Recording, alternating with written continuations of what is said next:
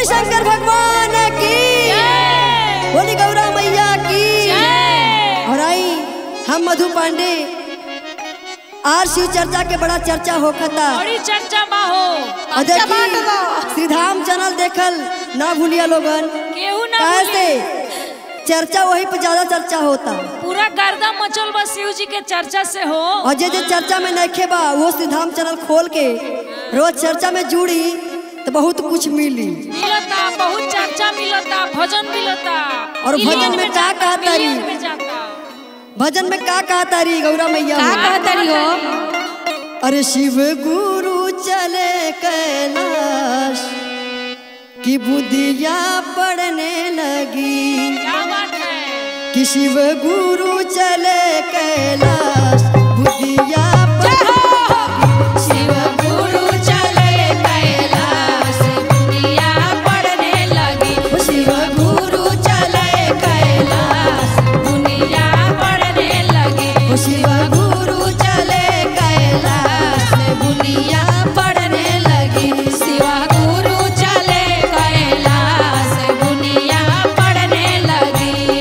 गौरा जी ने बोई हरी हरी मेहंदी, हरी हरी मेहंदी हो, हरी हरी मेहंदी। गौरा जी ने बोई हरी हरी मेहंदी, हरी हरी मेहंदी हो, हरी हरी मेहंदी। शिव गौरा जय हो शिव गुरु, जय हो शिव गुरु ने बोई दैवा पढ़ने लगी, भोले बाबा चले कैलाश बुनिया पढ़ने लगी, शिव भोला ने बोई दैवांग बुद्धिया पढ़ने लगी, शिवदानी ने बोए कैलाश बुनिया पढ़ने लगी।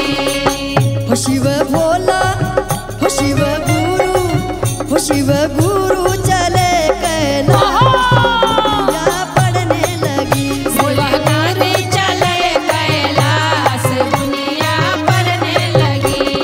गौरा जी की जाम आई हरी हरी मेहंदी, हरी हरी मेहंदी हो, हरी हरी मेहंदी। गौरा जी की जाम आई हरी हरी मेहंदी, हरी हरी मेहंदी हो, हरी हरी मेहंदी। भोले बाबा जय हो भोले दानी, जय हो भोले बाबा की भाग आई जांग बुद्धिया पढ़ने लगी, भोले बाबा चले कैलाश बुनिया पढ़ने लगी, भोले बाबा चलोई कैलाश बुद्धिया पढ़ने लगी, भोले बाबा चले कैलाश बुनिया पढ़ने लगी। गौरा जी ने काट लई हरी हरी मेहंदी, हरी हरी मेहंदी हो, हरी हरी मेहंदी। गौरा जी ने काट लाई हरी हरी मेहंदी, हरी हरी मेहंदी हो, हरी हरी मेहंदी। शिव भोले जय हो भोले दानी, जय हो शिव गुरु ने काट लई भांग, जय भोले। शिव गुरु ने काट लई भांग, दुनिया पढ़ने लगी, शिव गुरु चले कैलाश बुद्धिया पढ़ने लगी, शिव गुरु चले कैलाश बुनिया पढ़ने लगी। गौरा जी ने पीस लई हरी हरी मेहंदी, हरी हरी मेहंदी हो, हरी हरी मेहंदी। गौरा जी ने पीस लई हरी हरी मेहंदी, हरी हरी मेहंदी हो, हरी हरी मेहंदी।